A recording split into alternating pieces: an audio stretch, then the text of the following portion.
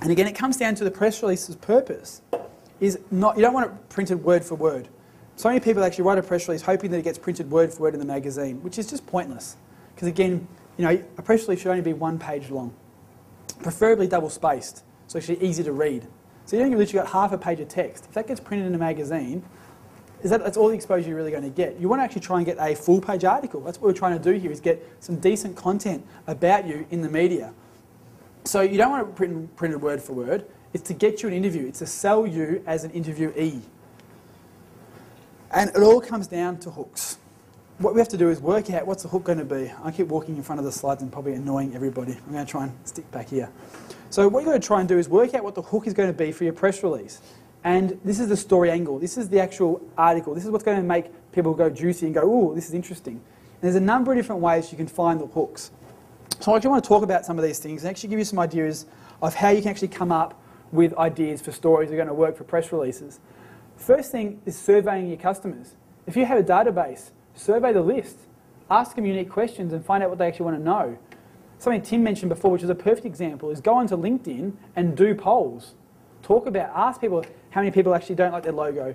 76% of people don't like their logos. There's a story for dynamic small business. There's a press release. Talk about why they don't like it, how they can do to fix it. The hook is 76% of people don't like their logos, and the press release goes on to talk about these are the reasons they don't, and I've got 7 tips of things they should ask to start with, so don't get in this position in 6 months' time of hating their logo they paid $800 for.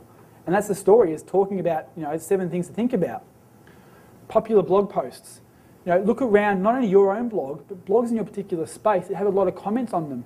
There's a lot of conversation going on in your particular space about a particular topic. That is the story idea. That's the angle.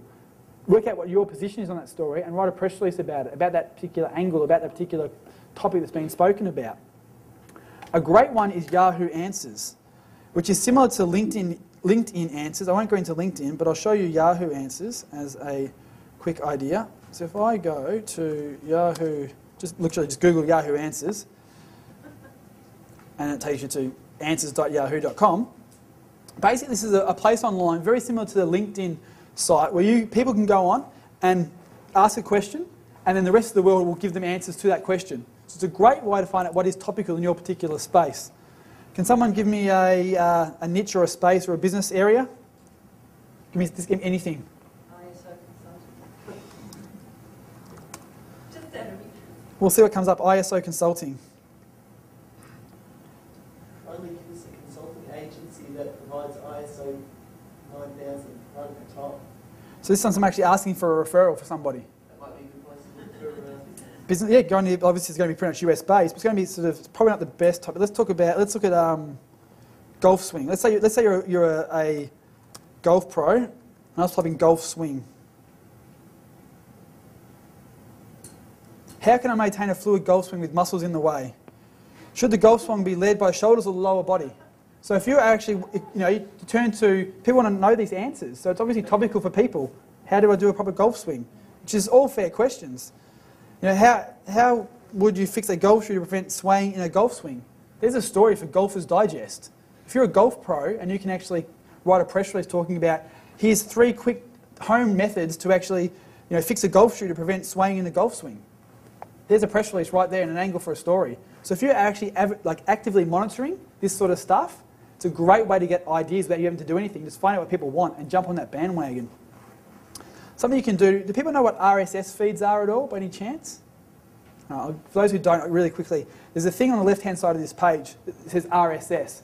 Basically what it means, it stands for Real Simple Syndication.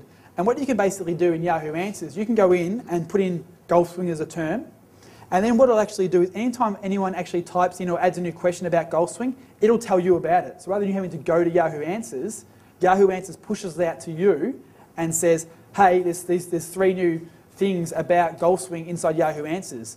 So you can actually have it get pushed to you rather than you have to chase it down. So it's a lot more time consuming to actually chase stuff down rather than getting it pushed to you. So it's a great little tool and site to come up with ideas for press releases in your particular niche.